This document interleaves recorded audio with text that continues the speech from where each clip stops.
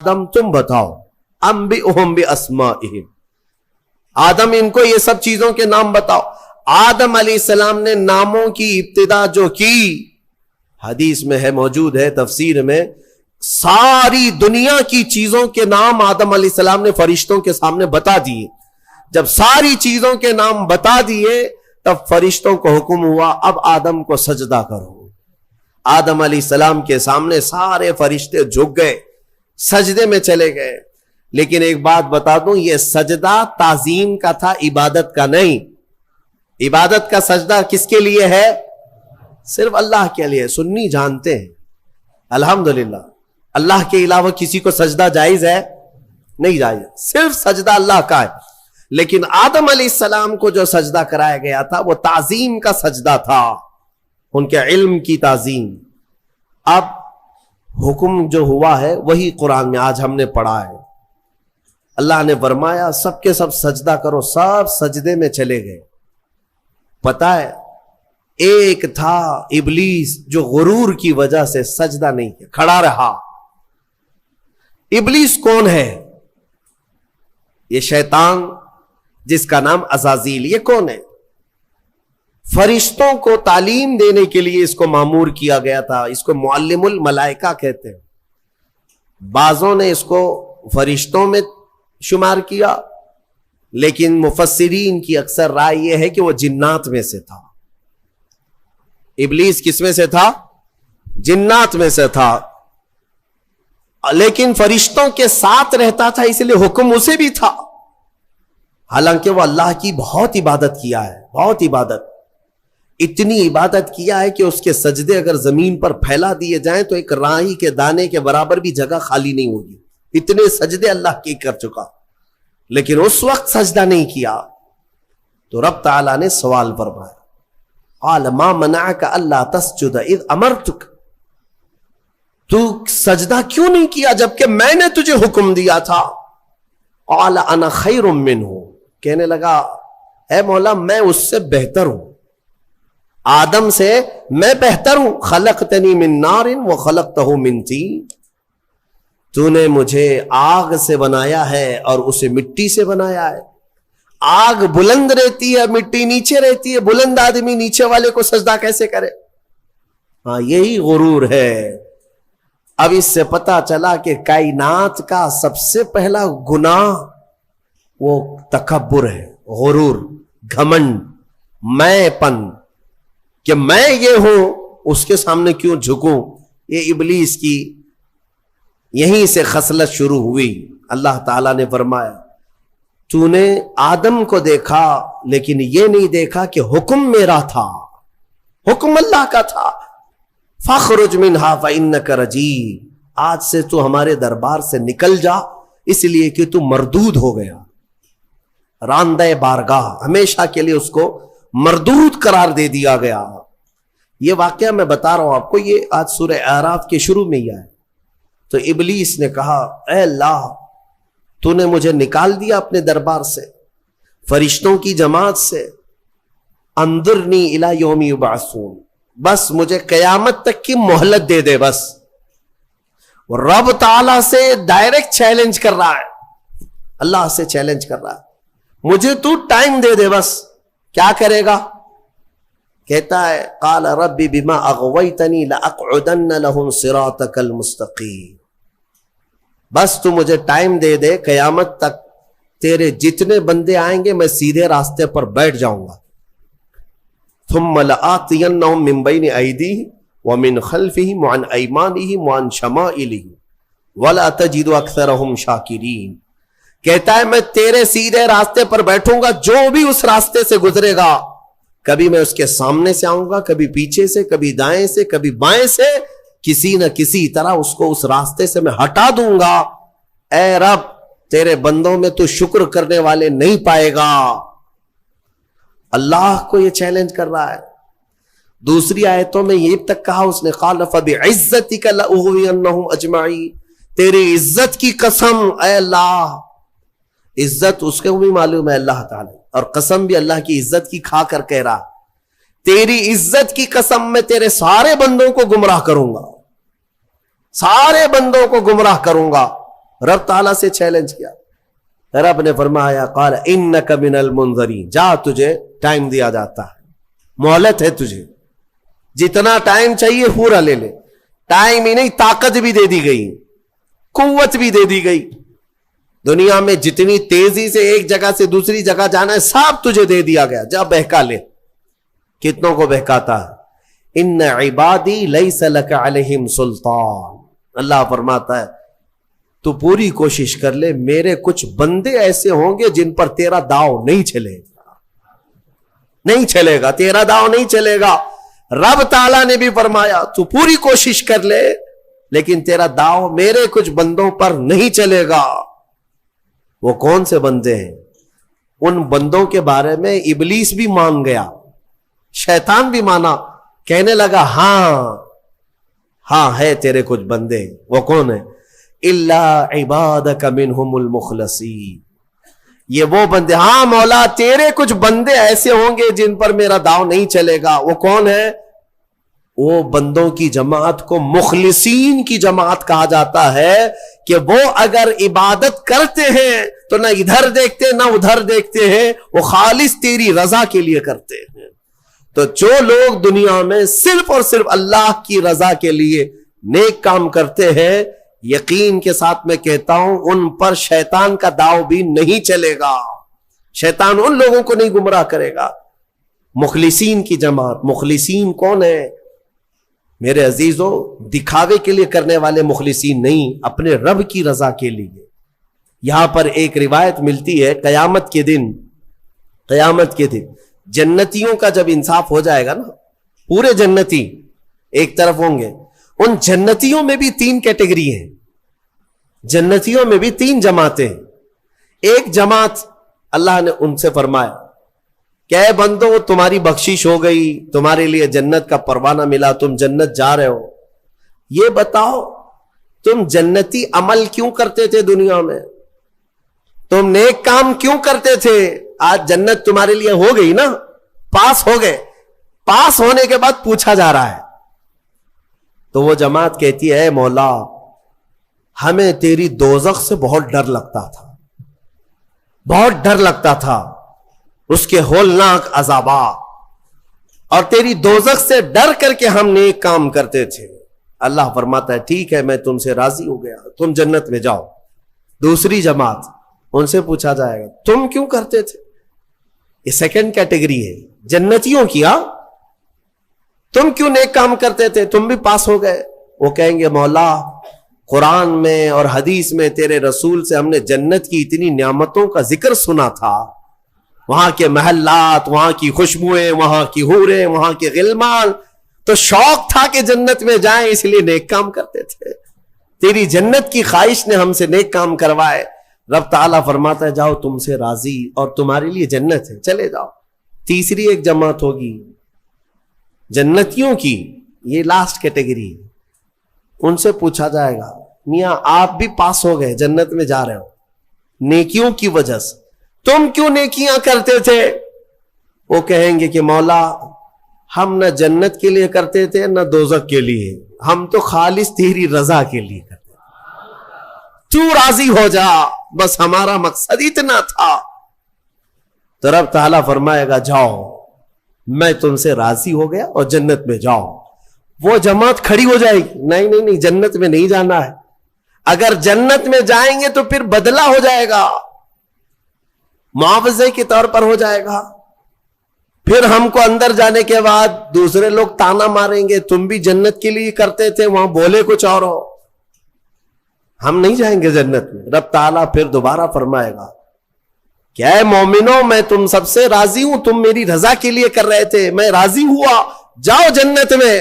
وہ کہیں گے مولا نہیں جنت میں جائیں گے تو پھر یہ مسئلہ آ جائے گا کہ تم جنت کے لیے کیا کرتے تھے، ہم تو تیری رضا کے لیے کرتے تھے. یہاں تک کہ روایت میں فرمایا گیا فرشتوں کو حکم ہوگا کہ ان کو بیڑیاں پہنا اور کھینچ کے جنت میں لے جاؤ.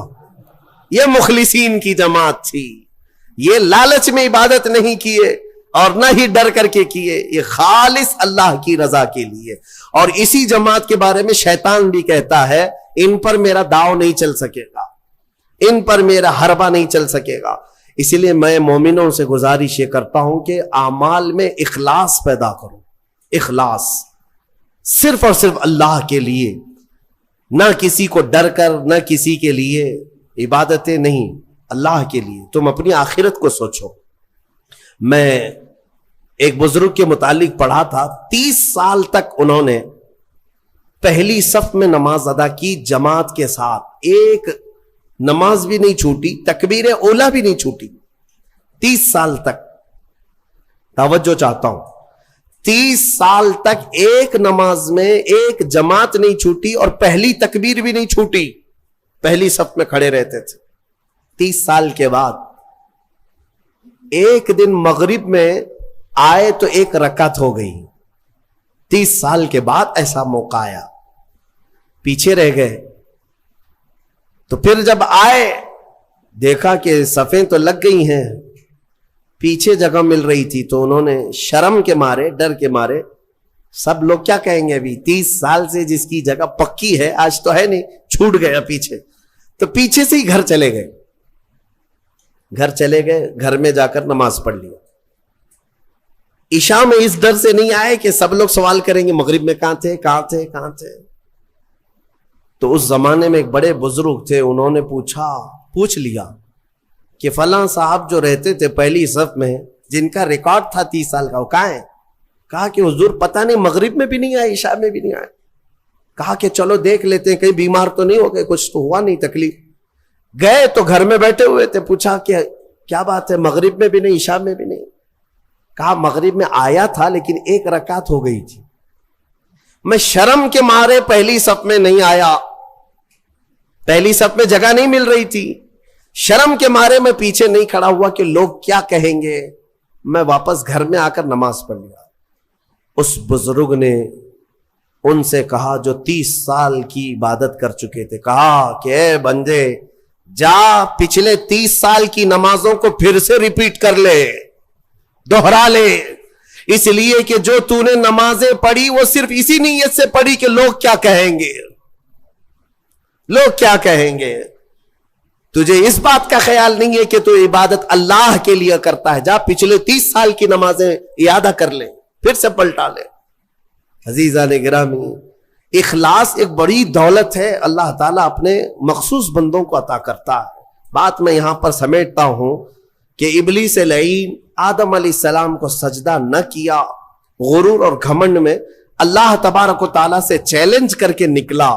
اسے اللہ نے ٹائم دیا، وقت دیا قیامت تک کا، اور وہ بہکاتا گھوم رہا ہے ابھی بھی.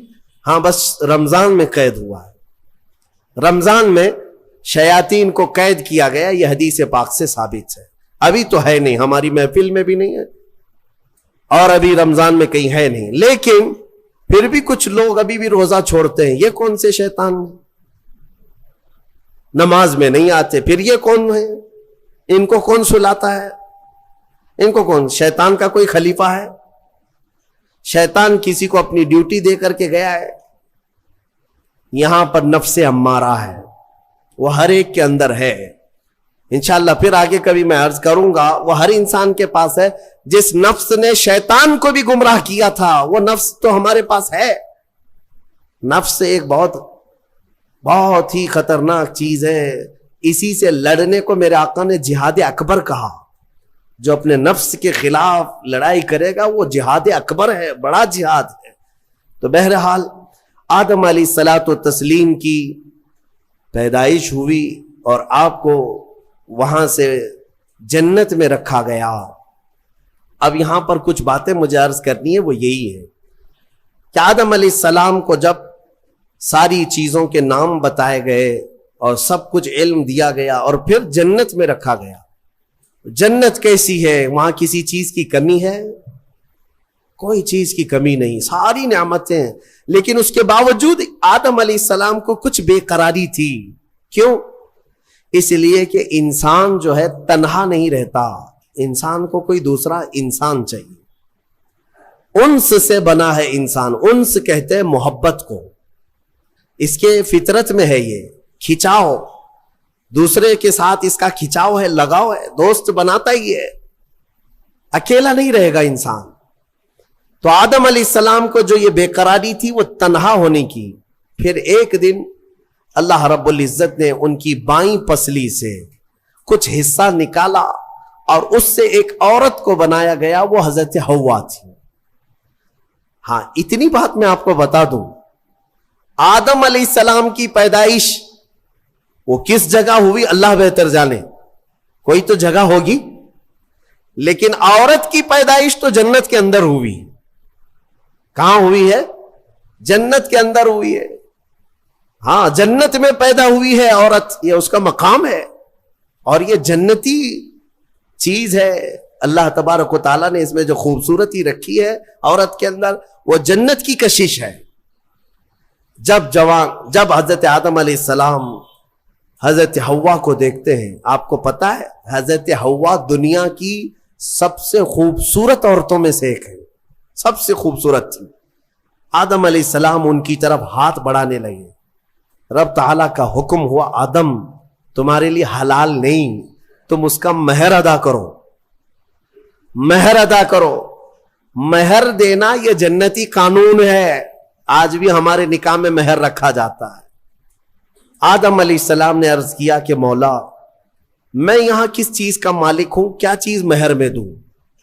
رب تبارک و تعالیٰ نے فرمایا، آدم تمہاری اولاد میں اخیر زمانے میں میرا ایک محبوب نبی پیدا ہوگا، جس کو آسمانوں میں احمد، زمینوں میں محمد کہا جائے گا۔ آدم تم اس پر 20 بار درود بھیجو، یہ حوا کا مہر ہو جائے گا۔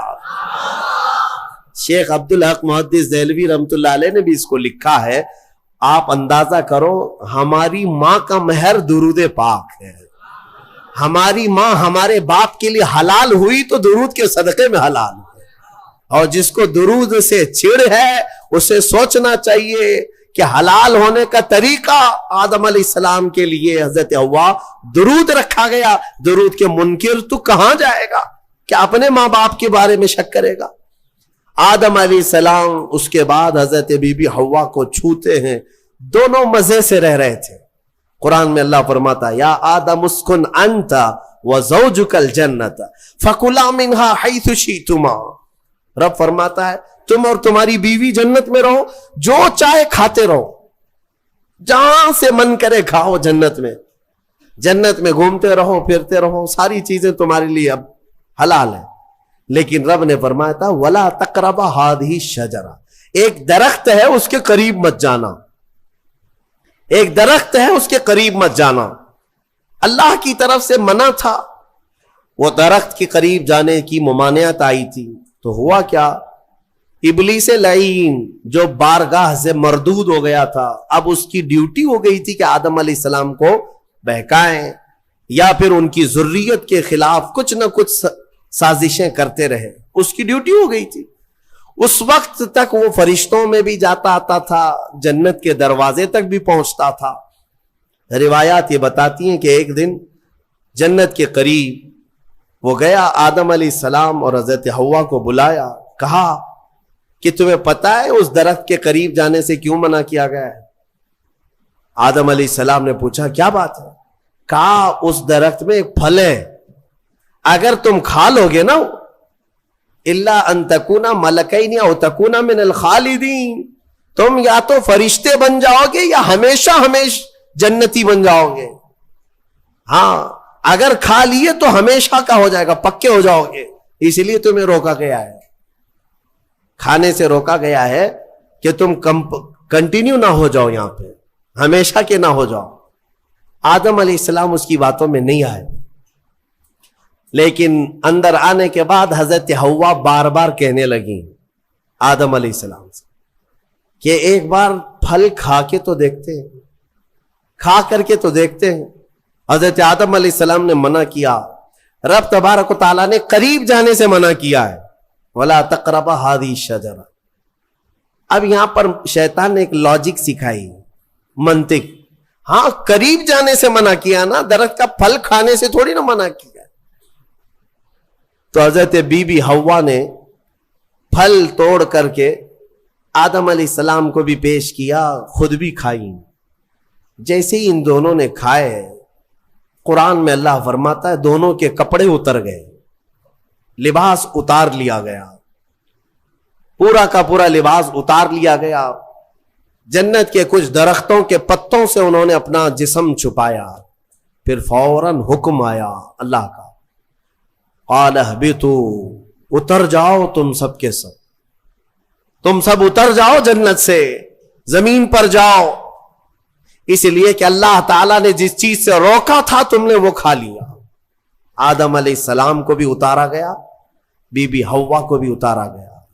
جنت میں اور جنہوں نے ان کا تعاون کیا تھا سب کو اتارا گیا، زمین پر بھیج دیا گیا. اور پھر الگ الگ آدم علیہ السلام کو سرندیپ پہاڑ پر جو سری لنکا میں ہے آج، حضرت حوا کو جدہ میں سعودی عرب میں. اتنا لمبا فاصلہ، اور پوری بھری دنیا میں دو ہی لوگ ہیں، اور ایک ادھر ایک ادھر. رب تبارک و تعالیٰ نے اتارا اور پھر یہ فرمایا ایک مدت تک تم کو زمین میں ٹھہرنا ہے اور پھر میری طرف لوٹ کر کے آنا ہے. آدم علیہ السلام اس بات پر روتے رہے، بہت روئے، تقریباً 350 سال روئے. سب سے زیادہ رونے والوں میں آدم علیہ السلام کا نام آتا ہے. پھر ایک دن ایسا ہوا کہ آدم علیہ السلام نے اللہ تعالیٰ کی بارگاہ میں یوں عرض کیا کہ جب میری آنکھ کھلی تھی، سب سے پہلے حضرت آدم علیہ السلام کی روح ڈالی گئی، آنکھ کھلی تھی تو سب سے پہلے آدم علیہ السلام کی نظر جس چیز پہ پڑی تھی وہ لا الہ الا اللہ محمد الرسول اللہ. اللہ تعالیٰ نے اپنے نام کے ساتھ ایک اور نام رکھا تھا. آدم علیہ السلام نے اللہ کی بارگاہ میں یوں عرض کیا کہ مولا، جس کا نام تو اپنے نام کے ساتھ آسمانوں میں رکھا اس کے طفیل میری توبہ قبول فرما. فوراً رب تبارک و تعالیٰ نے جبرائیل امین کو بھیجا، جاؤ آدم کی توبہ قبول ہوئی، اس لیے کہ محبوب کا وسیلہ لیا گیا. ہاں، اسی لیے ہمارے امام بریلی کے تاجدار فرماتے ہیں وہ جہنم میں گیا جو ان سے مستغنی ہوا، ہے خلیل اللہ کو حاجت رسول اللہ کی، ہے خلیل اللہ کو حاجت رسول اللہ کی، عرش حق ہے مسند رفعت رسول اللہ کی، دیکھنی ہے حشر میں عزت رسول اللہ کی. یہ اتنا ہی نہیں میرے عزیزوں، تمہیں کیا خبر، قیامت کے دن کے بارے میں بھی اعلیٰ حضرت فرماتے ہیں خلیل و نجی مسیح و صفی سبھی سے کہیں نہ بنی. قیامت کے دن یہ قوم کہاں کہاں جائے گی؟ سارے نبیوں کے پاس جائے گی. سب کیا کہیں گے؟ میرے علاوہ کسی اور کے پاس جاؤ. ہاں، حضور فرمائیں گے آؤ میں تمہاری شفاعت کے لیے ہوں. اس کو اعلیٰ حضرت فرماتے ہیں خلیل و نجی مسیح و صفی سبھی سے کہیں نہ بنی، یہ بے خبری کی خلق پھری کہاں سے کہاں تمہارے لیے. یا رسول اللہ، کہاں سے کہاں تمہارے لیے، دہن میں زباں تمہارے لیے، بدن میں ہے جان تمہارے لیے، ہم آئے یہاں تمہارے لیے، اٹھے بھی وہاں. الحمدللہ حضرت آدم علیہ السلام کی توبہ قبول ہوئی. اس کے بعد آپ کو حکم ہوا حج پہ جانے کا. آپ حج کے لیے آئے. کعبہ اس وقت موجود تھا، کعبہ اس وقت موجود تھا، فرشتوں کا تعمیر کیا ہوا تھا. آدم علیہ السلام سفر کر کے گئے حج کے لیے.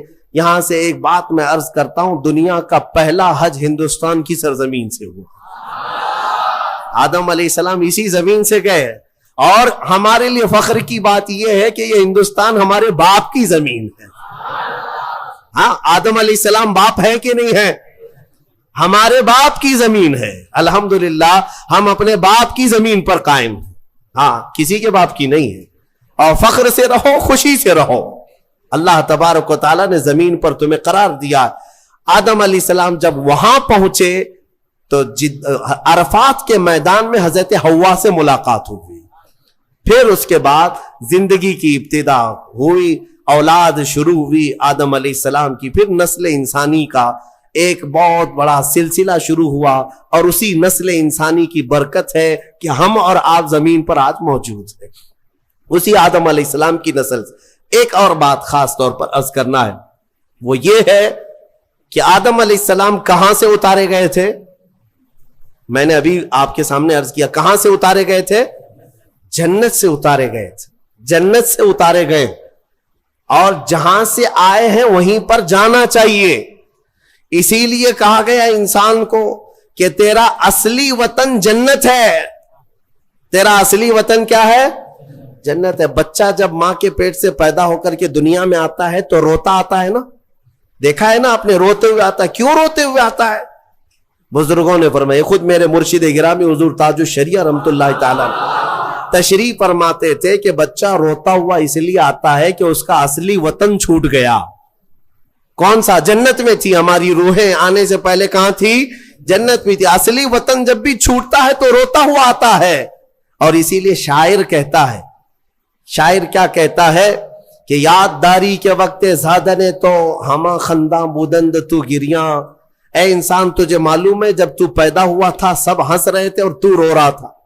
ماں بھی ہنس رہی تھی, باپ بھی ہنس رہا تھا, خوشی میں سب پیڑے بانٹ رہے تھے, جلیبیاں بانٹ رہے تھے, ہیں سب خوش تھے کہ تو پیدا ہو. لیکن تم کیا کر رہے تھے؟ تم تو روتے ہوئے آئے تھے. چنا زی کے وقت مردنے تو ہما گریاں بودند تو خنداں. شاعر کہتا ہے اے انسان اب زندگی ایسی گزار کر جا کہ جب تیرے جانے کا وقت ہو تو سب رو رہے ہو اور تیرے لبوں پہ مسکراہٹ. تو ہنستا ہوا جا. کون ہنستا ہوا جائے گا؟ جسے اپنے وطن پر جانے کا شوق ہو, اپنے اصلی وطن جانے کا جسے بھی شوق ہوگا, موت کے وقت اس کے لبوں پہ مسکراہٹ ہوگی. اور جسے جہنم جانے کا ہوگا خاک مسکرائے گا, خاک مسکرائے گا. وہ تو ملک الموت کی شکل دیکھ کر کے لال پیلا ہو چکا ہوگا. ہاں اسی لیے جنت کی خواہش بھی رکھو کہ میرا اصلی وطن ہے, اور کام بھی وہی کرو تاکہ مرنے کے وقت لال پیلے نہ ہو, لبوں پر مسکراہٹ ہو. اسی لیے بہتوں کو مرتے وقت مسکرانا یہ ہمارے اختیار میں نہیں ہے. ہاں تم چاہو گے تو مسکرا لیں گے. ابھی ہم بیٹھے ہیں, ہنسنے کے لیے بولوں گا تو پورا پھاڑ کر کے ہنسیں گے, ہو سکتا ہے ابھی اختیار ہے, لیکن موت کے بستر پر میاں کسی کے اختیار میں نہیں. ہنسنا اس وقت تمہارے کنٹرول میں نہیں. اس وقت تو نزع کا عالم ایسا کہ مکھی بھی بیٹھے تو پہاڑ کے برابر لگے. ہنس کہاں سکو گے؟ ہاں بس وہی ہنسے گا جو زندگی بھر جنت میں جانے کی تیاری کرتا تھا اور مولا اسے موت سے پہلے جنت دکھا رہا ہو اور وہ ہنس رہا ہو. بس وہی ہنسے گا, باقی کسی کے کنٹرول میں نہیں ہے. اسی لیے میں اسی پر گفتگو ختم کرتا ہوں. ہمارے باپ آدم علیہ السلام جنت سے آئے تھے اور پھر وہ واپس جنت میں ہی جائیں گے. آدم علیہ السلام بھی, نوح علیہ السلام بھی, موسیٰ و عیسیٰ بھی, ابراہیم و اسماعیل بھی علیہ السلام, اور خود میرے آقا و مولا سیدنا محمد الرسول اللہ صلی اللہ علیہ وسلم جنت ہی میں جائیں گے. تو ہم جن کی امت ہیں, ہمارے لیے یہی فرض ہے کہ ہم بھی وہیں جائیں جہاں ہمارے رسول جائیں گے. آج تلاوت ہوئی ہے اور سورہ انعام کا کچھ حصہ 8ویں پارے میں جو خاص سورہ اعراف میں ذکر آیا ہے وہ انسان کی تخلیق کا ذکر. یعنی سب سے پہلے اللہ تبارک و تعالیٰ نے انسان کو جو بنایا, یعنی سیدنا آدم علیہ السلام کو, اس کا ذکر آیا ہے. اللہ تبارک و تعالیٰ نے فرمایا قرآن میں, وَلَقَدْ خَلَقْنَاكُمْ ثُمَّ صَوَّرْنَاكُمْ, ہم نے تمہیں پیدا کیا اور پھر اچھی صورت بھی دی.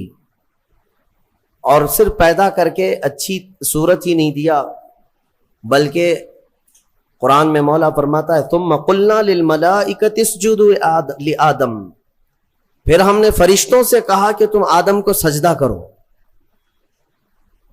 یہ تخلیق کی جو ابتدا ہے, اس کے متعلق جو روایات ملتی ہیں تفاسیر میں, چند باتیں میں عرض کرتا ہوں. آدم علیہ الصلوۃ والتسلیم کو جب پیدا کرنا اللہ تبارک و تعالیٰ نے ارادہ فرمایا تو فرشتوں سے فرمایا, فرشتوں سے یوں کہا کہ میں زمین میں اپنا ایک نائب بنانا چاہتا ہوں, اپنا خلیفہ. اب اندازہ کریں, انسان کو اللہ نے اپنا خلیفہ فرمایا. نائب کس بات کا؟ خلیفہ کیا ہوتا ہے؟ یعنی اللہ تبارک و تعالیٰ کے احکام کو زمین پر نافذ کرنے والا, اسی کو خلیفہ کہیں گے. خلیفہ کا مطلب وہ مت سمجھو آپ جو پیر صاحب کے خلیفہ ہوتے ہیں. اللہ تبارک و تعالیٰ کی رضا کے مطابق اس زمین پر زندگی گزارنے والا اور احکام الہیہ کو ہی نافذ کرنے والا وہ خلیفہ ہے زمین پر.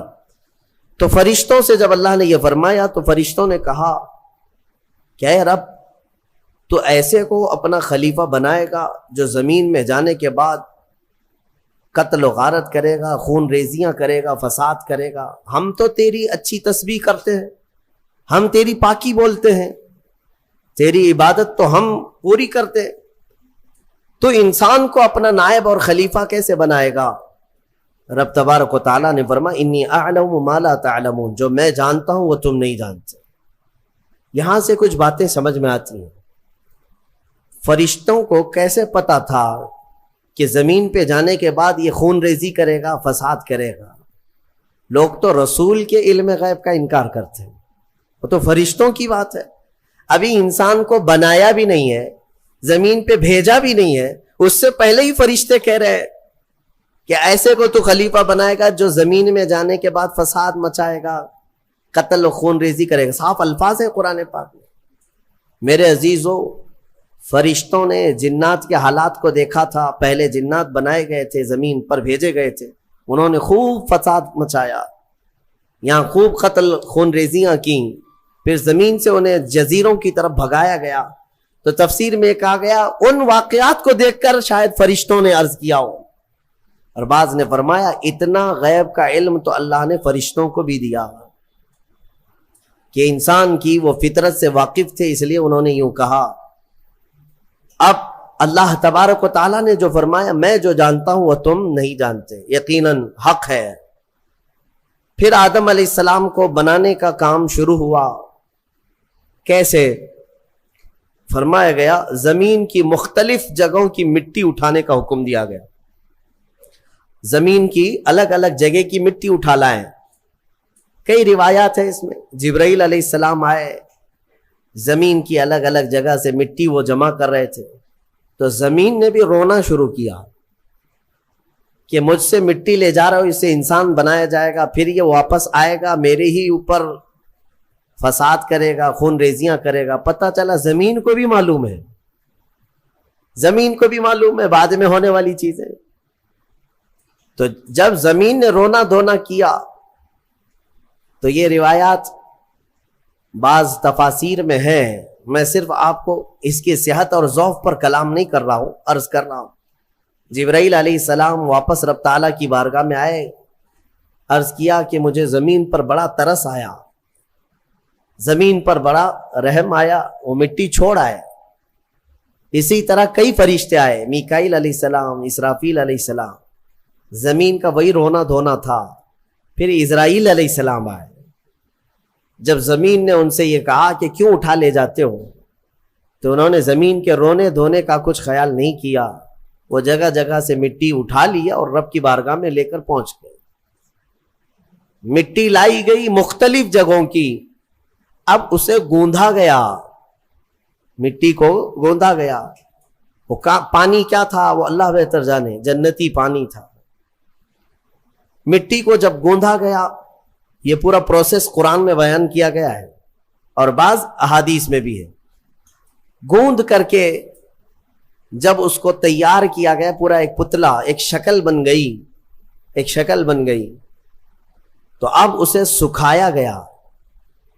قرآن میں یہ بھی فرماتا ہے رب تعالیٰ وَلَقَدْ خَلَقْنَا الْإِنسَانَ مِنْ صَلْصَالٍ كَالْفَخَّارِ، یعنی بجتی ہوئی مٹی جو ہوتی ہے نا، مٹکا جیسے ٹک ٹک آواز آئے، بجتی ہوئی مٹی سے ہم نے انسان کو بنایا۔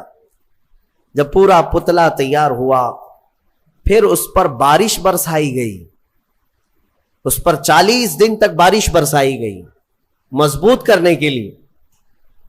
اب اس پتلے پر جو بارش برسی اس کے بارے میں بزرگوں نے فرمایا 40 دن کی بارش میں 39 دن تک غم کی بارش ہوئی، ایک دن خوشی کی بارش ہوئی۔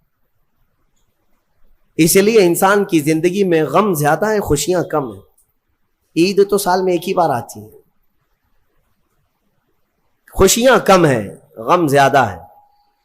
تو یہ 40 دن کی بارش کے بعد اب جب اس پوری شکل کو اللہ تبارک و تعالیٰ نے ترتیب دیا۔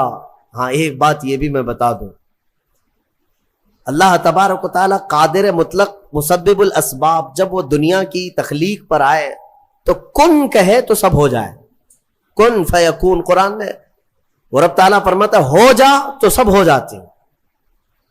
ہو جا, زمین کو اس نے کہا ہو جا تو زمین بچھ گئی. ایسا نہیں کہ الگ الگ بیڈ ڈالا گیا ہو کہیں سے. رب تبارک و تعالی وہ قادر مطلق ہے, کن سے ساری چیزوں کو وجود میں لے آئے. لیکن انسان کو جو بنایا گیا یہاں پر بھی ہو سکتا ہے کہہ دیا جائے ہو جا تو ہو جاتا, تیار ہو جاتا, لیکن باضابطہ ایک پروسیس سے اسے گزارا گیا ہے, یہ اس کی شان کے لیے. اچھا یہ تو مجھے نہیں معلوم, ہاتھ بنائے گئے, پیر بنائے گئے, پیٹ بنایا گیا, گردن بنائی گئی, سب کچھ تو شکل دی گئی ہے نا, فرشتوں کے ذریعے سے دی گئی ہے. لیکن فرمایا گیا انسان کے چہرے کو اللہ نے اپنے دست قدرت سے بنایا. اسی لیے چہرے کو عیب مت لگاؤ کسی, یہ اللہ کی تخلیق ہے, اللہ کی تخلیق ہے. تم گالیاں دینے میں ایسے ہی کہہ دیتے ہو کہ ٹیڑھے چہرے والا, ہاں نکٹا, کنکٹا, یہ سب الفاظ ایسے ہیں جو اللہ کی تخلیق کو تم گالی دے رہے ہو. چہرے کو عیب لگانا اللہ کو ہرگز پسند نہیں, اللہ کی تخلیق ہے. اور یہ مختلف جو رنگوں کے لوگ پیدا ہوئے یہ مٹی کی وجہ سے ہے. زمین کی مٹی کہیں کی لال ہے, کہیں کی کالی ہے, کہیں کی پیلی ہے, کہیں کی سفید ہے. تو جس کے خمیر میں یعنی جس طرح کی مٹی زیادہ اثر کر گئی وہ رنگ وہ لے کر کے آتا ہے. انسانوں میں بھی کچھ کالے ہیں, کچھ گورے ہیں, کچھ لال ہیں, کچھ سانولے ہیں, الگ الگ شکلیں ہیں. اور الگ الگ یہ رنگ جو ہے یہ مٹی کی وجہ سے ہے. مٹی کی خاصیت جس پر جیسی ہوگی اس طرح کا وہ رنگ لے آئے گا. ہاں اسی لیے اس پر صبر بھی کر لے جاؤ جو رنگ تمہارے پاس ہے, کہ یہ ہماری خمیر میں ہے, یعنی ہماری سرشت میں اس کو داخل کیا گیا اس رنگ کو. یعنی اگر کسی کے کانٹینٹ میں مینوفیکچرنگ میں ہی وہ چیز آ گئی ہو تو بعد میں پاؤڈر لالی لگانے سے کیا ہونے والا ہے. لہذا اس بات کی فکر میں مت رہو کالے ہیں تو میں گورا ہو جاؤں. اور کچھ لوگ ایسے بھی ہیں, میں نے دیکھا ہے انگریزوں کو وہ نمک والی مٹی لگا کر سمندر کے کنارے ننگے سوتے, تھوڑا کالے ہونے کا شوق ہے ان کو, تھوڑا کالے ہونے کا شوق ہے کیونکہ اجلے زیادہ ہے, اور ادھر کالوں کو گورے ہونے کا شوق زیادہ ہے. اس کا مطلب یہ ہے کہ یہ کسی چیز میں انسان قناعت نہیں کرتا, اسے صبر نہیں ہے, کسی چیز پر یہ راضی نہیں ہے. تو بہرحال اس بات پر راضی ہو جاؤ کہ میرے مولا کی تخلیق ہے یہ, اور اس نے جیسا پسند کیا ویسے مجھے بنایا. بس اس بات پر صبر آ جائے گا. کوئی بھی اپنا چہرہ آئینے میں دیکھے تو دعا بھی میرے آقا نے کیا سکھائی پتہ ہے, دعا بھی چاہے کالے آدمی ہو, گورے آدمی ہو, کسی بھی طرح کے ہو, ایک ہی دعا حضور نے تعلیم دی, ایک ہی دعا. آئینہ دیکھو تو یہ دعا پڑھو, اللہم حسنت خلقی فحسن خلقی. اے اللہ تو نے میرا چہرہ کتنا اچھا بنایا ہے, مولا اسی طرح میرے اخلاق بھی اچھے بنا. یہ دعا حضور نے فرمائی. تو کیا کالا آدمی یہ دیکھ کر کے دعا نہیں کرے گا, سانولا نہیں دعا کرے گا؟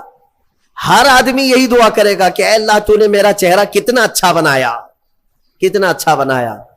ہاں دعا یہی کیا کرو کہ اللہ نے سب کے چہرے اچھے بنائے, تمہیں اندازہ نہیں ہے. اور چہرے کو عیب لگانا اتنا گناہ ہے. میں آپ کو بتاؤں, آپ کی کیفیت جو ہے نا, آپ کی کیفیت, آپ اتنے خوبصورت ہیں, اتنے خوبصورت ہیں جس کا آپ کو خود کو اندازہ نہیں ہے. خلیفہ ہارون رشید نے اپنی بیوی سے ایک دن رات میں 14ویں کا چاند چمک رہا تھا, باہر یہ لوگ رات میں سوئے ہوئے تھے. بادشاہوں کو ایسی کبھی نہ کبھی شرارت سوچتی ہے, کہہ دیا کہ بیگم اگر تو یہ 14ویں کے چاند سے زیادہ خوبصورت نہیں نکلی تو تجھے طلاق. اگر بیوی اس سے زیادہ خوبصورت نہیں نکلی تو تجھے طلاق. آپ یہ جملہ نہ کہیں. وہ خلیفہ تھا, وہ بادشاہ تھا, اس نے کہا اب طلاق کا لفظ یہ معمولی نہیں, یہ گالی نہیں ہے, یہ گولی ہے. ہاں بعض لوگ یہ سمجھتے ہیں گالی دینے کے لیے بیوی کو طلاق کہا ہے. میاں گالی نہیں ہے, یہ رشتے ختم ہو جاتے ہیں. دوسرے دن یہ مسئلہ اٹھا, ملکہ نے, بیگم نے مسئلہ رکھا کہ آخر میری طلاق ہوئی یا پھر میں نکاح میں ہوں, یہ کیسے پتا چلے گا کہ میں چاند سے زیادہ خوبصورت ہوں کہ نہیں؟ یہ کون بتائے گا؟ تو بہت سارے علماء اس بحث میں مشغول ہو گئے، سبوں کو عاجزی آ گئی. بڑے فقیہ تھے اس زمانے میں، ایک بہت بڑے فقیہ، ان کے پاس جب یہ مسئلہ پہنچا، غالباً امام شافعی رحمۃ اللہ، تو ان کے پاس یہ مسئلہ پہنچا، تو یہ جو بڑے فقیہ تھے انہوں نے پوچھا کہ کیا مسئلہ ہے؟ کہا کہ ایسے ایسے خلیفہ ہارون رشید نے کہا ہے. تو انہوں نے پورا مسئلہ سننے کے بعد کہا جاؤ طلاق نہیں ہوئی. کہا وہ کیسے؟ کہا اس لیے کہ زبیدہ ہی نہیں، بہت سارے لوگ چاند سے زیادہ خوبصورت ہیں. کیوں؟ کہا قرآن میں اللہ نے فرمایا لَقَدْ خَلَقْنَا الْإِنسَانَ فِي أَحْسَنِ تَقْوِيمٍ، ہم نے انسان کو سب سے اعلیٰ صورت میں پیدا کیا ہے. سب سے اعلیٰ کا مطلب وہ چاند سے بھی اعلیٰ، چاند سے بھی حسین پیدا کیا ہے. تو ہر انسان کو اللہ تعالیٰ نے چاند سے بھی زیادہ اعلیٰ صورت عطا کیا ہے. لہذا چہروں کو عیب لگانا چھوڑ دو اور اللہ تبارک و تعالیٰ کی رضا پر راضی رہو. چہرے کی تخلیق کس نے کیا؟ وقت سے باقی پورے انسان کی تخلیق اللہ نے کیا، لیکن خاص چہرے کو اللہ نے اپنے دستے قدرت سے بنایا. اب آگے کی بات سنیں. پورا انسان تیار ہوا، اس میں روح پھونکی جانی تھی، اس انسان کو بولتا ہوا چلتا ہوا اور روح والا بنانا تھا. تو فرمایا گیا کہ ان کے پیشانی پر، ان کی ناک سے روح کو ڈالا گیا. اور روح کیا چیز ہے؟ روح کو دیکھا آپ نے؟ روح کو دیکھا ہے؟ ہاں، اس مسئلے میں تو ساری دنیا آج بھی پریشان ہے. قرآن میں بھی یہ سوال کیا ہے، صحابہ نے آ کر سوال کیا تھا اور اللہ نے جواب بھی دیا. آج دوسری قوموں والے بھی اس بات کو مانتے ہیں کہ آتما ایک نراکار ہوتی ہے، یعنی دکھتی نہیں ہے، روح دکھتی نہیں ہے، لیکن ہے کیا چیزیں؟ تو رب تبارک و تعالیٰ نے فرمایا یسألونک عن الروح قل الروح من امر ربی. اے محبوب، آپ سے لوگ روح کے بارے میں سوال کرتے ہیں، آپ فرما دیں روح اللہ کا ایک حکم ہے، یہ نور ہے. جس طرح روشنی پھیلی ہوئی ہے، پکڑ میں نہیں آتی اور پتہ نہیں چلتی، روح اسی طرح ایک نور ہے. جب اس روح کو اس جسم میں ڈالا گیا تو بعض بزرگوں نے فرمایا کہ روح باہر نکل آئی. کہا کہ اندر بہت اندھیرا ہے، اندر مٹی کا بنا ہوا انسان، اندھیرا بہت ہے. روح نور ہے، مٹی میں اندر اندھیرا ہے. تو پھر دوبارہ ڈالا گیا، پھر وہ روح قرار نہ پائی، باہر نکل آئی. تو مفسرین فرماتے ہیں پھر آدم علیہ السلام کی پیشانی پر نور محمدی کو رکھا گیا. اللہ تعالیٰ نے اپنے حبیب پاک صلی اللہ علیہ وسلم کے نور کو آدم علیہ السلام کی پیشانی میں ودیعت فرمایا، پھر روح کو ڈالا گیا. اب روح جا کر جسم میں قرار پائی اور پھر آدم علیہ السلام کو سب سے پہلے ایک چھینک آئی، اور چھینک آتے ہی سب سے پہلے آپ کی زبان سے ایک جملہ نکلا الحمدللہ. یہ انسان کی زبان سے نکلنے والا سب سے پہلا لفظ ہے. کیا ہے؟ الحمد. آج بھی چھینکتے ہیں تو ہم کیا کہتے ہیں؟ یہ آدم علیہ السلام کی زبان سے نکلنے والا پہلا جملہ. لیکن کمال تو دیکھیں، رب تعالیٰ نے اپنا آخری کلام قرآن اپنے حبیب پر اتارا بھی ہے، تو اس کی ابتدا بھی کہاں سے فرمایا؟ الحمدللہ رب العالمین. قرآن کی ابتدا کہاں سے ہے؟ الحمدللہ سے ہے.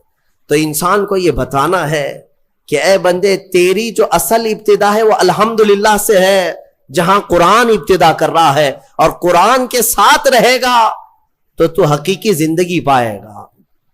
اب آدم علیہ السلام جب بیدار ہوئے تو اب سنیے اللہ تعالیٰ نے کیا کیا.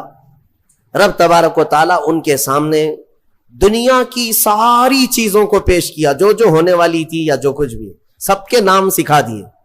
وَعَلَّمَ آدَمَ الْأَسْمَاءَ كُلَّهَا، سب چیزوں کے نام آدم علیہ السلام کو سکھا دیے. درخت، پودا، پھل پھول، زمین آسمان، چاند تارے، سمندر، مچھلیاں، جنات، انسان، ہر ایک چیز کا نام، جو بھی دنیا میں چیزیں ہیں سب کے نام آدم علیہ السلام کو سکھا دیے. اب اس میں کیا کیا چیزیں ہیں، سب چیزیں کا مطلب کیا ہے؟ سب آ گیا نا. ہمارے بھی نام سکھائے ہوں گے اللہ نے، تمہارے بھی نام سکھایا. اب مسئلہ یہ تھا کہ فرشتے جو پوچھ رہے تھے نا ایسے کو کیوں خلیفہ بنائے گا، اب فرشتوں کو اللہ نے بلایا، آؤ. پھر یہ دنیا کی چیزوں کو فرشتوں کے سامنے پیش کیا گیا. بتاؤ اس کا نام کیا ہے؟ اس کا نام کیا ہے؟ حقیقی عطا کرنے والا مالک اللہ ہی ہے، لیکن رب تبارک و تعالی مسبب الاسباب ہے، پوری کائنات کو اس نے اسباب میں رکھا ہے. اگر کوئی تم سے یہ کہتا ہے یہ تو شرک ہے کسی اور سے مانگنا، اللہ ہی سے مانگنا چاہیے، اللہ ہی دیتا ہے. میرے عزیز، اللہ رب العزت کا دستور یہ ہے، وہ کسی بھی چیز کا محتاج نہیں. وہ چاہتا تو براہ راست تم کو آسمان سے اتار دیتا، ماں اور باپ کے ہونے کی ضرورت کیوں پیش آئی تمہارے؟ وہ اللہ تعالیٰ پوری کائنات کو اسباب میں رکھا ہے. ایک عورت ایک مرد کے اختلاط سے بچہ دنیا میں آتا ہے، یہ سب کو معلوم ہے کہ اللہ ماں اور باپ کا محتاج ہے. بغیر ماں باپ کے بھی اللہ بچہ پیدا کر سکتا ہے، لیکن اس نے کائنات کا نظام اسباب پر رکھا ہے. تمہیں وہ چاہے تو اناج سیدھے بارش برسا کر کے دے دے، لیکن نہیں، اس نے اسباب پر رکھا ہے کہ تم زمین کے اندر ایک بیج بو گے، وہ کومپل کی شکل میں اگے گا، پھر پودا آئے گا، پھلیاں ہوں گی، اناج آئے گا، پھر کاٹو گے، پھر گھر میں اناج آئے گا. یہ اتنے مراحل سے جو گزارا جا رہا ہے، کہ اللہ اس چیز کا محتاج ہے؟ نہیں، محتاج نہیں، لیکن اس کا قانون ہے، وہ دنیا کی تمام چیزوں کو اسباب پر رکھا ہے. عزیزان گرامی، اس نے قرآن بھی ہمیں ڈائریکٹ نہیں دیا، چاہتا تو پورے انسانوں کو ایسی قرآن سنا دیتا، نہیں، بلکہ اپنے نبی کے سینے کے واسطے سے قرآن پہنچایا ہے. ایمان ہم تک رسول کے ذریعے سے آیا. ان تمام چیزوں میں جب تمہیں کوئی شک و شبہ نہیں ہوتا تو پھر رسول پاک صلی اللہ تعالی علیہ وسلم کی بارگاہ کے متعلق اگر ہم یہ کہیں وہاں سے شفا بھی مل سکتی ہے، اولاد بھی مل سکتی ہے، مال و متاع بھی مل سکتے ہیں، تو پھر شرک اور بدعت اور خرافات کے فتوے کیوں یاد آتے ہیں؟ یہاں پر بھی یہی فارمولے پہ عمل کرو. دینے والا حقیقی مالک اللہ ہی ہے، لیکن جس طرح وہ بارش برسانے کے لیے فرشتہ رکھا ہے، ہوا چلانے کے لیے فرشتے رکھا ہے، پوری کائنات کو رزق تقسیم کرنے کے لیے اپنا محبوب کیوں نہیں رکھے گا؟ رسول پاک صلی اللہ تعالی علیہ وسلم کا در یقیناً یہ اللہ کا ہی در ہے، بخدا خدا کا یہی ہے در، نہیں اور کوئی مفر مقر جو وہاں سے ہو یہیں آ کے ہو، جو یہاں نہیں تو وہاں نہیں. میرے عزیزو، رسول پاک صلی اللہ تعالی علیہ وسلم کی جود و سخا کے متعلق صحابہ کرام نے جو روایات بیان کی ہیں، وہ میں چند روایات کے بعد آگے بڑھتا ہوں، مثالوں کے ذریعے سے، دلائل کے ذریعے سے آپ کو میں بتاتا ہوں. حقیقت میں آپ حضور پاک صلی اللہ تعالی علیہ وسلم کی ہر عادت کو سننے کے بعد، اس سے قبل آپ نے سنا ہے حضور حسن و جمال میں بے مثل و بے مثال تھے. حضور پاک صلی اللہ تعالی علیہ وسلم کا رحم کرنے میں کوئی دوسرا ثانی نہیں ہے. حضور پاک صلی اللہ علیہ وسلم کا عدل کرنے میں کوئی دوسرا ہمسر نہیں نظر آتا. ان کے برابر کسی بھی خلق میں، کسی بھی عادت میں کوئی دوسرا نہیں دکھتا. اسی طرح عطا کرنے میں بھی ان کے برابر کوئی دوسرا ملتا ہی نہیں. اخیر میں تم مجبوراً ہو یا مسرورن ہو یہ کہو گے سب سے اعلیٰ و والا ہمارا نبی، سب سے بالا و والا ہمارا نبی. آپ کو یہ کہنا پڑے گا حضور پاک صلی اللہ تعالی علیہ وسلم سب سے اعلیٰ ہیں. کن چیزوں میں؟ ہر عادت میں، ہر خصلت میں، ہر خلق میں میرے آقا کو اللہ تعالیٰ نے عظیم بنایا ہے. عزیزان گرامی، رسول پاک صلی اللہ تعالی علیہ وسلم کی سخاوت کے متعلق فرماتے ہیں صحابہ، خاص طور پر رمضان کا مہینہ جیسی آتا، اللہ کے نبی صلی اللہ تعالی علیہ وسلم اتنا عطا کرتے کہ پورے 11 مہینے میں اتنا نہیں ہو. 11 مہینے کی سخاوت ملا کر رمضان کا مقابلہ نہیں ہوتا. ایک بار بحرین سے حضرت علا الحضرمی رضی اللہ تعالیٰ عنہ وہاں کے گورنر تھے، بحرین سے انہوں نے 1,00,000 درہم حضور کے تحفے میں پیش کیے. 1,00,000 درہم بہت بڑی قیمت ہوتی ہے، آج کے اعتبار سے 100 کروڑ کے اوپر چلے جائیں. وہ چاندی کے درہم ہوا کرتے تھے، ان کی مالیت، ان کی قیمت بہت زیادہ ہوا کرتی. حضور پاک صلی اللہ تعالی علیہ وسلم کی بارگاہ میں وہ 1,00,000 درہم آئے. صحابہ فرماتے ہیں حضور اکرم صلی اللہ تعالی علیہ وسلم نے مسجد نبوی کی فرش پر وہ سب بکھیر دیا اور بیٹھے رہے، یہاں تک کہ پورا دن حضور صلی اللہ تعالی علیہ وسلم ان اشرفیوں کے پاس، ان درہموں کے پاس بیٹھے رہے. مدینے والوں کو آواز دیا جاتا رہا، لوگ اپنی اپنی حاجتوں کے مطابق آتے تھے، اپنے تھیلے بھر بھر کر لے جاتے تھے، یہاں تک کہ حضرت عباس رضی اللہ تعالیٰ عنہ آئے. حدیث میں ہے انہوں نے اتنا جمع کیا کہ وہ اٹھا کر لے جا نہیں سک رہے تھے، اٹھا نہیں پا رہے تھے. حضور پاک صلی اللہ تعالیٰ علیہ وسلم سے وہ یہ کہنے لگے کہ یا رسول اللہ صلی اللہ علیہ وسلم کسی سے کہہ دیں کہ یہ میرا بوجھ اٹھا دیں، اور اگر کوئی نہیں اٹھا سکتا تو آپ ہی اٹھا کر کے دے دیں. یہ تھا حضور اکرم صلی اللہ تعالیٰ علیہ وسلم کے عطا کرنے کا انداز. یہاں تک کہ مغرب سے پہلے پہلے وہ 1,00,000 درہم پورے مدینے میں خیرات ہو چکے تھے. 1,00,000 درہم رسول پاک صلی اللہ تعالیٰ علیہ وسلم نے پورے عطا کر دیے، پورے عطا کر دیے. میرے عزیزو، بانٹنے والا اس زمانے میں جتنا بھی ہو، ہم میں سے کوئی ہو، لیکن سخاوت کے اس اعلیٰ مقام کے ایک چھوٹے سے حد تک ہم نہیں پہنچ سکتے. ہم اپنا پہلے دیکھیں اس کے بعد، اور حکم بھی یہی ہے. لیکن رسول پاک صلی اللہ تعالی علیہ وسلم ایک مرتبہ آپ کے پاس 10 اشرفیاں آئیں، سونے کی اشرفیاں، اور ان میں سے 6 تقسیم ہو گئی، 4 ابھی نہیں تقسیم ہوئی تھی. حضرت عائشہ صدیقہ رضی اللہ تعالیٰ عنہ فرماتی ہیں وہ 4 گھر میں تھیں تو رات بھر حضور پاک صلی اللہ علیہ وسلم آرام ہی نہیں کی، صبح تک جاگتے رہے. حضرت عائشہ فرماتی ہیں میں نے عرض کیا یا رسول اللہ صلی اللہ تعالیٰ علیہ وسلم اگر یہ بھی تقسیم کرنا ہے تو صبح کوئی نہ کوئی حاجت مند آ جائے گا، اسے تقسیم کر دیں. حضور اکرم صلی اللہ تعالیٰ علیہ وسلم فرماتے ہیں عائشہ مجھے ڈر لگتا ہے کہیں صبح ہونے سے پہلے میری موت نہ آ جائے اور میرے گھر میں یہ 4 درہم پڑے رہ جائیں. یہ اللہ کے نبی صلی اللہ تعالیٰ علیہ وسلم کے عطا کرنے والا معاملہ تھا. ایک بار حضرت عائشہ صدیقہ رضی اللہ تعالیٰ عنہ فرماتی ہیں یہ آخری زمانہ ہے میرے آقا صلی اللہ علیہ وسلم کا، گھر میں تشریف لائے اور ارشاد فرمانے لگے میری ازواج مطہرات میں سے جس کے پاس بھی سونا یا چاندی ہے اگر وہ چاہے تو اللہ کی بارگاہ میں صدقہ کر دے. اپنی بیویوں کے سونے چاندی کو خیرات صدقہ کرنے کے لیے حضور اکرم صلی اللہ علیہ وسلم نے فرمایا میرے عزیزو یہ فرض اور واجب نہیں آپ کے اوپر، لیکن میں میرے نبی کی سخاوت آج عرض کر رہا ہوں، سخاوت عرض کر رہا ہوں. ازواج مطہرات نے پوچھا یا رسول اللہ صلی اللہ تعالی علیہ وسلم کیا آج سے آپ کی بیویوں پر سونا چاندی پہننا حرام ہو گیا؟ کیا ہم گھروں میں سونا چاندی نہیں رکھ سکتی؟ جواب سنیں میرے آقا صلی اللہ علیہ وسلم ارشاد فرماتے ہیں یقیناً تم رکھ بھی سکتی ہو، پہن بھی سکتی ہو. سونا اور چاندی زیورات تمہارے لیے حلال ہیں، رکھ بھی سکتی ہو، پہن بھی سکتی ہو، مگر تمہارے شوہر محمد صلی اللہ تعالی علیہ وسلم اپنے متعلق فرماتے ہیں میرا یہ ارادہ ہے، میری یہ تمنا ہے کہ میں دیکھ رہا ہوں میرا آخری وقت آ چکا ہے، میں اپنے رب کے حضور جانے والا ہوں، تو میری یہ تمنا ہے کہ میں اس حال میں اللہ سے ملاقات نہ کروں کہ دنیا میں میرے گھر میں سونا اور چاندی پڑا ہوا ہو. میں سونے اور چاندی کا مالک بن کر کے اللہ کی بارگاہ میں نہیں جانا چاہتا، میں فقیرانہ زندگی میں اللہ کی حضور حاضر ہونا پسند کرتا ہوں. یہ رسول کریم صلی اللہ تعالی علیہ وسلم کے وہ اخلاق کریمانہ ہیں.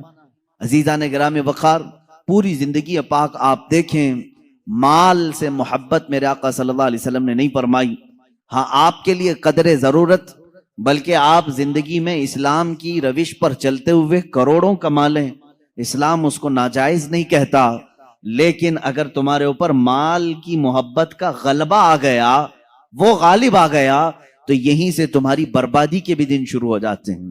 کبھی ایسا اگر دل میں آنے لگ جائے کہ مال پورا میرے پاس ہے، زکوٰۃ نکالوں کہ نہیں نکالوں، سمجھ جانا کہ مال نے تمہارے دل پر غلبہ کر لیا ہے. تمہارے پاس 100 روپیے تھے، 5 روپیہ کوئی سوال کرنے والا آ گیا تھا، تمہارے دل میں یہ خیال آنے لگ جائے 5 اس کو دوں یا نہ دوں، تو سمجھ لو کہ غلبہ تمہارے دل پر مال کا آ گیا ہے. 95 پر پھر تم یعنی کانے نہیں ہو، قناعت نہیں کر رہے ہو، صبر نہیں ہے تمہیں، 5 کے جانے پر بھی صبر دل میں نہیں آ رہا ہے، تو سمجھ لو کہ دل میں محبت مال کی غلبہ پا چکا ہے. یہی سے برائیوں کے اثرات شروع ہوتے ہیں. جس دنیا کی اور جس مال کی مذمت شریعت میں آئی ہے وہ ہر مال کی نہیں ہے. آپ کماؤ، خوب کماؤ، لیکن ایسی ہی جیسے سمندر میں کشتی تیرتی ہے. سمندر میں کشتی تیرتی ہے، جب تک کشتی پانی کے اوپر چل رہی ہے اس کی زندگی ہے، اس کی بقا ہے. لیکن پانی اگر کشتی کے اندر آ گیا تو پانی میں وہ کشتی غرق ہو جاتی ہے، ڈوب جاتی ہے. تم دنیا میں رہو، تم دنیا میں رہو، مال جتنا چاہے کما لو، لیکن تمہارے اندر دنیا آ گئی تو ڈوب جاؤ گے، غرق ہو جاؤ گے. اب یہ کیسے پتا چلے گا کہ میرے اندر دنیا بھر گئی ہے یا نہیں بھری؟ یہ تمہارے اٹھنے والے ہاتھ ہی بتائیں گے، یہ تمہارے دینے والے ہاتھ ہی بتائیں گے کہ جب جب ضرورت مند تمہارے پاس آتا ہے تو تمہارے پاس مال ہونے کے باوجود تم اسے دینے کا خیال کرتے ہو یا نہیں کرتے ہو. اگر کچھ بھی دینے کا خیال آیا ہے، اللہ کا شکر بجا لاؤ کہ اللہ نے تمہارے دل کو دنیا کی محبت سے پاک رکھا ہے، تم عطا کرنے والوں میں سے ہو. اور قیامت کے دن لوگوں کو دینے والا اور بانٹنے والا اللہ کا محبوب کہلائے گا. اللہ رب العزت کا وہ محبوب ہوگا، کیونکہ عطا کرنا اللہ کی صفت ہے، اور اس صفت پر جو دنیا میں عمل کرتا رہے گا وہ اللہ کا حبیب کہلائے گا. قیامت کے دن وہ پاکوں میں اور انعام پانے والوں میں شمار ہوگا. آج ان حالات سے ہم گزر رہے ہیں، ہم دیکھتے ہیں پریکٹیکلی دینے والے جو معاملات ہیں، اگر دل پر تمہارے بوجھ لگتا ہے کسی کو دے کر کے، یا پھر دینے کے بعد احسان جتانے والا جذبہ آتا ہے، سمجھ لو کہ تمہیں دنیا نے جکڑ رکھا ہے، تمہیں دنیا نے اپنے گھیرے میں لے رکھا ہے. حضور پاک صلی اللہ تعالی علیہ وسلم کی بارگاہ میں صحابہ نے سوال کیا تھا، دنیا میں طاقتور چیز کیا ہے؟ تو یہ حدیث لمبی ہے. آپ نے فرمایا تھا کہ دنیا میں بہت طاقتور چیز پہاڑ ہیں، لوہا ہے. حضور پاک صلی اللہ علیہ وسلم نے فرمایا لوہا ہے. صحابہ نے کہا کیا اس سے بھی زیادہ سخت کوئی چیز ہے؟ کہا اس سے زیادہ سخت آگ ہے، آگ لوہے کو بھی جلا دیتی. کہا آگ سے بھی زیادہ سخت کوئی چیز ہے دنیا میں؟ کہا پانی ہے، پانی آگ کو بجھا دیتا ہے. پانی سے بھی زیادہ طاقت کسی کے پاس ہے؟ آپ نے فرمایا ہوا کے اندر ہے. ہوا دنیا کی سب سے زیادہ طاقتور، اور وہ بڑی بڑی چیزوں کو اکھاڑ پھینکتی ہے اگر جوش میں آ جائے. اس کے سامنے کیا درخت، کیا عمارتیں، سب ہیچ ہیں. پانی وہ تباہی نہیں لا سکتا جو ہوا لا سکتی. پھر صحابہ نے پوچھا کیا ہوا سے بھی زیادہ سخت اور طاقتور کوئی ہے؟ اب اللہ کے نبی صلی اللہ علیہ وسلم نے فرمایا ہاں ایک چیز ہے، اور اس سے زیادہ طاقتور کوئی چیز نہیں. پوچھا صحابہ نے وہ کیا ہے؟ حضور پاک صلی اللہ تعالی علیہ وسلم فرماتے ہیں ہواؤں سے زیادہ طاقتور وہ ہاتھ ہے کہ اس سے دے تو دوسرے کو خبر نہ ہو.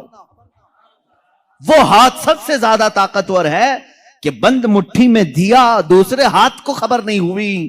وہ دنیا کا سب سے طاقتور ترین ہاتھ ہے. یہ اخلاص کے ساتھ جو اللہ کی بارگاہ میں دیا گیا ہے وہ ہاتھ قیمتی ہے.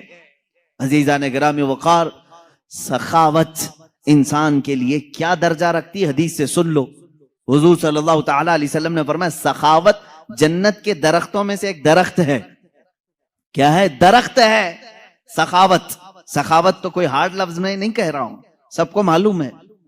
دینے والے آدمی کو، اس کو دانی آپ کہتے ہو اپنی زبان میں، بہت دانی ہے، دیالو ہے یا فیاض ہے یا سخی ہے. سخاوت جنت کے درختوں میں سے ایک درخت ہے، اور اس کی شاخیں دنیا میں پھیلی ہوئی ہیں. یہ حدیث ہے. حضور صلی اللہ علیہ وسلم فرماتے ہیں اب دنیا میں جس نے اس کی شاخ پکڑ لی، جو دنیا میں سخاوت کیا، گویا کہ اس درخت کی شاخ کو اس نے پکڑ لیا. میرے آقا فرماتے ہیں یہ شاخ اسے اپنی جڑ تک جنت میں لے جائے گی. وہ پکڑ لیا ہے شاخ کو، اور یہ شاخ اسے اپنی جڑ جو جنت میں درخت ہے وہاں تک لے جائے گی. اور میرے آقا صلی اللہ علیہ وسلم نے فرمایا بخالت، کنجوسی، مال کو دبا کر کے رکھنا، اس کے بھی 3 درجے ہیں الگ الگ. بخالت الگ الگ قسم کی ہے. ایک بخالت تو یہ ہے کہ اپنے پہ تو خرچہ کرتا ہے لیکن دوسروں کو نہیں دیتا. اپنے پہ خرچ کرتا ہے دوسروں کو نہیں دیتا، یہ بھی بخیل ہے. ایک اس سے بھی اعلیٰ قسم کا بخیل ہے، ڈینجر قسم کا کنجوس، نہ دوسروں پہ خرچ کرتا ہے نہ اپنے پہ خرچ کرتا ہے، وہ پھر کیوں مال کماتا ہے؟ وہ ایسا ہی کتا ہے جو بیل کے چارے پہ بیٹھا ہوا ہے۔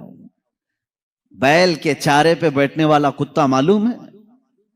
گھاس پہ، بیل گھاس کھاتا ہے، بکری گھاس کھاتی ہے، لیکن کتا اس چارے پہ بیٹھا ہوا ہے، نہ بکری کو کھانے دیتا ہے نہ خود کھاتا ہے۔ کتا گھاس نہیں کھائے گا اور نہ بکری کو کھانے دے گا۔ اس طرح بہت سارے کتے بیٹھے ہوئے ہیں۔ اب لفظ اگر سخت لگ رہا ہے تو معاف کریں، لیکن یہ حقیقت ہے۔ جو اس طرح کے مال پر جمے بیٹھے ہوئے ہیں وہ اسی کتے کی طرح ہیں جو نہ خود کھا سکتے ہیں نہ دوسرے کو کھانے دیتے ہیں۔ تو یہ بخالت کا اعلیٰ درجہ ہے۔ اور یہ کیا ہے بخالت؟ حدیث پاک میں ہے بخالت دوزخ کے درختوں میں سے ایک درخت ہے، جہنم کے درختوں میں سے ایک درخت ہے، اس کی شاخیں دنیا میں پھیلی ہوئی ہیں۔ جس نے کنجوسی کی، جس نے بخالت کی، اس نے اس بخالت کے درخت کی شاخ کو پکڑ لیا۔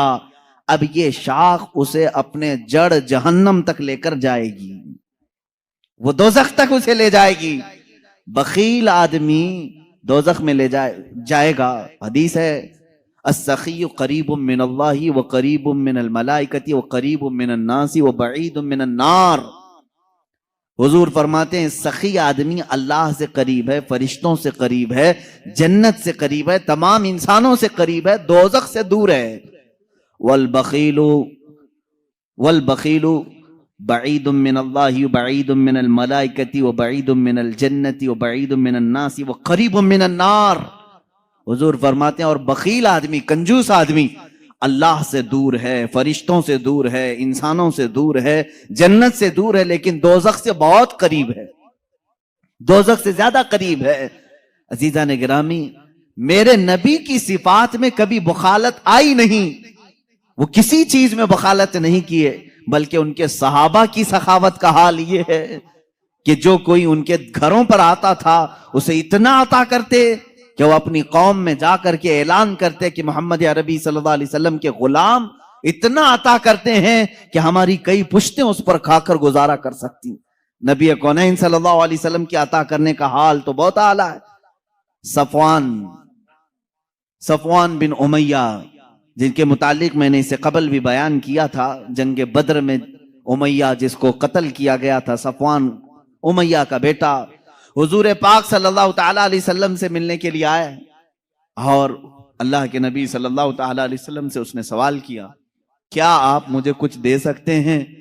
حضور پاک صلی اللہ علیہ وسلم نے اس وقت صفوان کو اتنی بکریاں دی کہ صحابہ فرماتے ہیں 2 پہاڑوں کے بیچ میں جتنی جگہ تھی وہ سب بکریوں سے بھر گئی۔ ایک شخص کو اتنی بکریاں دی۔ اب وہ جا کر کے مکہ میں، وہ اسلام قبول کر چکے تھے بعد میں، وہ صحابی رسول، اپنی پوری قوم کو بتایا اے لوگو بھلائی چاہتے ہو تو اسلام میں آؤ، اس لیے کہ رسول اتنا دیتے ہیں کہ تمہاری 7 پشتیں گزار لیں گے۔ محمد صلی اللہ علیہ وسلم اتنا دیتے ہیں کہ تمہاری 7 پشتیں کھا کر آرام سے گزارا کریں گی۔ حضور اکرم صلی اللہ تعالی علیہ وسلم کی زندگی پاک میں جب کبھی کسی نے آپ سے کسی چیز کا سوال کیا اور اگر اس وقت آپ کے پاس نہ رہا مال تو کیا حضور منع کر کے کل کے لیے ٹال دیتے؟ صحابی رسول فرماتے، حضرت عمر فاروق رضی اللہ تعالیٰ عنہ بھی مجلس میں حاضر ہیں، ایک مرتبہ 90,000 درہم آئے حضور کے پاس، 90,000 درہم بانٹتے رہے سب ختم ہو گئے۔ ایک عورت تاخیر سے آئی، اس نے کہا یا رسول اللہ صلی اللہ علیہ وسلم میں مدینے کی غریب عورت ہوں، سنا ہے آج مال بانٹا جا رہا ہے، مال تقسیم کیا جا رہا ہے، مجھے بھی کچھ عطا کریں۔ حضور پاک صلی اللہ علیہ وسلم نے فرمایا سب بٹ گیا ہے، یہ نہیں فرمایا کہ اب کیا دوں گا، ہو گیا چلو ختم ہو گیا، نہیں، رسول کریم صلی اللہ تعالی علیہ وسلم نے حضرت عمر سے فرمایا، کہا اے عمر کیا مجھے 2 دن کے لیے قرضہ مل سکتا ہے؟ قرض میں کچھ درہم مل سکتے ہیں؟ کہا رسول پاک صلی اللہ تعالی علیہ وسلم نے ایک شخص سے قرض لیا، قرض لے کر کے اس خاتون کو جتنی ضرورت تھی وہ پورا مال دیا، اور قرض خواہ سے کہا کہ تیرا ذمہ میرے اوپر ہے، میں تیرا قرض ادا کروں گا۔ ایک مرتبہ نہیں کئی مرتبہ ایسے معاملات آئے ہیں. اللہ کے نبی صلی اللہ تعالی علیہ وسلم کے پاس اگر کوئی اس حال میں آیا کہ آپ کے پاس کچھ نہیں ہو، آپ نے قرض لیا اور اسے نہ نہیں کہا،